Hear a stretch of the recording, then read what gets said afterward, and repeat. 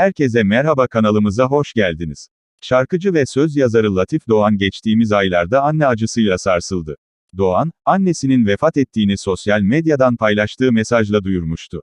Acı haber sonrasında bir süredir gözlerden uzak olan Latif Doğan kilo vermiş, hali ciddi derece zayıflamış olduğu iddia edilirken ünlü şarkıcının bazı sağlık problemleri olduğu da iddia edildi.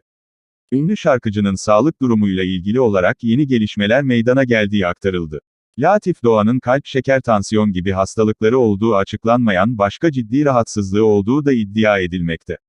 Ünlü şarkıcının son dönemlerde yaşadığı acı olaylar sonrasında üzüntü, stres, birçok rahatsızlığının ortaya çıkmasına neden olduğu dile getirilmekte.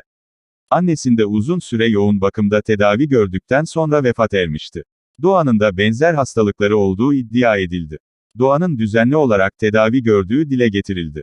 Biz buradan ünlü şarkıcıya acil şifalar diliyoruz. Yorumlar sizin. Sonraki videolarda görüşmek dileğiyle, hoşça kalın.